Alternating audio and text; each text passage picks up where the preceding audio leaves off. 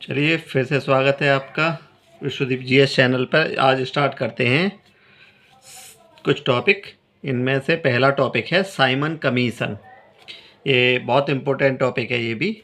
तो Simon commission नवंबर 1927 में sir John Simon की अध्यक्षता में बना था और ये जो साइमन कमीशन है भारत में आया था 3 फरवरी 1928 को पहुंचा था। ये 7 सदस्यीय वो था निकाय था। इसमें जो मेंबर थे सारे के सारे ब्रिटिश थे। इस बात पर ही इस भारतीयों ने जो भारत के सभी जो दल थे इन्होंने इसका बहिष्कार किया। और जो साइमन कमीशन आया था ये 1919 के बाद 1929 में आना चाहिए था, जो संवैधानिक सुधारों की वो चेक करने के लिए कि कितना सुधार हुआ है, लेकिन ये समय से 2 वर्ष पूर्व ही आ गया था। और इस आयोग ने 1930 में अपनी रिपोर्ट दी। इसकी सिफारिशें पढ़ लेते हैं। सिफारिशें इसने क्या क्या दी। द्वैध शासन प्रणाली को स्टेट में इसने ख़त्म करने के लिए बोला, यानी द्वैध शासन प्रणाली जो चली आ रही थी इसे राज्यों में समाप्त कर दिया जाए। राज्यों में सरकारों का विस्तार किया जाए और राज्यों को स्वायत्तता प्रदान की जाए। ब्रिटिश भारत संघ की स्थापना की जाए। सांप्रदायिक निर्वाचन को जारी रखा जाए। म्यांमार को भारत से अलग करने के लिए भी इसने सिफारिश दी। इसकी सिफारिशों पर 3 गोलमेज सम्मेलन होते हैं, ठीक है। ब्रिटिश सरकार, ब्रिटिश भारत और भारतीय रियासतों के बीच में ये 3 गोलमेज सम्मेलन हुए। इन सम्मेलनों की जो चर्चा हुई उसके आधार पर संवैधानिक सुधारों का श्वेत पत्र लाया गया। इसे ब्रिटिश संसद की संयुक्त प्रवर समिति के समक्ष रखा गया। इस समिति की जो सिफारिश दी इस समिति ने, उसके आधार पर भारत परिषद अधिनियम 1935 लाया गया। तो इसमें सबसे इम्पोर्टेंट बात है कि जो इसने प्रांतों में द्वैध शासन समाप्त कर दिया और प्रांतीय स्वायत्तता लागू करने की सुझाव दिए इसने, ठीक है। चलिए नेक्स्ट टॉपिक पढ़ते हैं। इसके बाद सांप्रदायिक अवार्ड, कम्युनल अवार्ड के नाम से भी जाना जाता है। ये उस टाइम पर जो ब्रिटिश पीएम थे वो रैमजे मैकडोनाल्ड थे। इन्होंने अगस्त डिक्लेरेशन बोला जाता है इसे, 1932 में घोषणा की थी।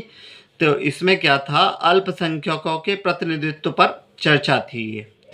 अल्पसंख्यकों में ये मुस्लिम, सिख, ईसाई और यूरोपीय और आंग्ल भारतीयों के लिए जो अलग निर्वाचन व्यवस्था के लिए सुझाव दिया गया था, इसमें बताया गया था। दलितों के लिए भी इसमें क्या था, अलग निर्वाचन व्यवस्था थी। गांधी जी इस चीज़ से बहुत नाराज हुए कि दलित समाज जो है वो हिंदू समाज का ही एक हिस्सा है।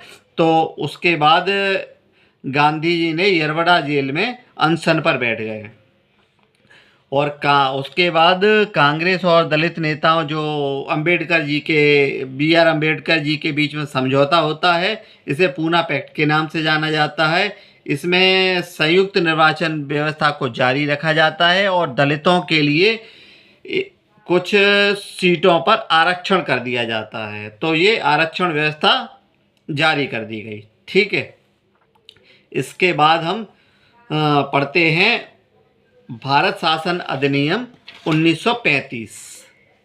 जो साइमन कमीशन की जो रिकमेंडेशन थी उसके आधार पर भारत शासन अधिनियम 1935 लाया गया। तो उसमें क्या क्या बातें हुई। तो जो भारत शासन अधिनियम में अखिल भारतीय संघ की स्थापना, राज्य को एक रियासत के रूप में दिखाया जाए। इसमें 3 सूचियां बनाई गई, एक संघ सूची, एक राज्य सूची, एक समवर्ती सूची। जिस तरह से आज हैं 3 सूचियां, सेम उसी तरह से 3 सूचियां हुई। इसमें जो अवशिष्ट शक्तियां जो इस समय संघ को मिल जाती हैं, वो उस टाइम पे वायसराय को दे दी गई। अवशिष्ट शक्तियां वायसराय को। यह संघीय व्यवस्था अस्तित्व में कभी नहीं आ सकी, क्योंकि जो रियासतें थीं उन्होंने इसमें शामिल होने से इनकार कर दिया। दूसरा पॉइंट है प्रांतों में द्वैध शासन व्यवस्था समाप्त, जो कि दूसरी उसकी रिकमेंडेशन थी साइमन कमीशन की कि प्रांतों में द्वैध शासन समाप्त किया जाए। तो वही किया गया कि प्रांतों में द्वैध शासन व्यवस्था समाप्त कर दी गई और राज्यों में उत्तरदायी सरकार की स्थापना की गई। गवर्नर को राज्य विधानसभाओं के प्रति उत्तरदायी मंत्रियों की सलाह पर कार्य करना आवश्यक हो गया। और जो 1937 में सरकार बनी, जो 1937 में जो राज्यों में सरकार बनी वो 1939 में समाप्त हो गई। केंद्र में द्वैध शासन प्रणाली का शुभारंभ किया गया इसके बाद इसमें, और संघीय विषयों को स्थानांतरित और आरक्षित विषयों में विभक्त किया गया। यह प्रावधान भी कभी लागू नहीं हो सका। इसके बाद है चौथा पॉइंट है 11 राज्यों में 6 राज्यों में 11 जो राज्य थे इनमें से 6 राज्यों में द्विसदनीय व्यवस्था लागू की गई। पहला बंगाल में, बम्बई में, मद्रास में, बिहार में, संयुक्त प्रांत और असम में। इन जगह विधान जो कानून बनाने के लिए विधानसभा और विधान परिषद ये द्विसदनीय व्यवस्था लागू की गई। इसके बाद पांचवा पॉइंट है इसमें दलित जातियों, महिलाओं और मजदूर वर्गों के लिए अलग निर्वाचन व्यवस्था का प्रावधान रखा गया था, यानी सांप्रदायिक प्रतिनिधित्व का इसमें विस्तार किया गया। छठवां पॉइंट है 1858 में भारत परिषद अधिनियम भारत परिषद समाप्त कर दी गई। इंग्लैंड में भारत सचिव को सलाहकारों की एक नई टीम मिल गई।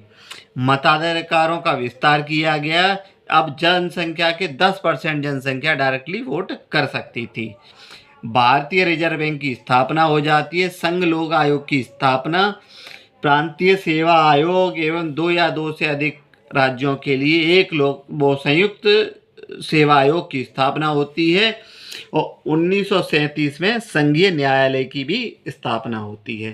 तो ये 3 टॉपिक आज हमने डिस्कस किए, तीनों बहुत ज़्यादा इम्पोर्टेंट हैं। पहला साइमन कमीशन, दूसरा सांप्रदायिक अवार्ड और तीसरा भारत शासन अधिनियम 1935। ये तीनों में से पूछे जाते हैं एग्जाम में, तो आप इसे 2-3 बार रिवाइज कर लीजिए और चैनल को सब्सक्राइब कीजिए, लाइक कीजिए, शेयर कीजिए।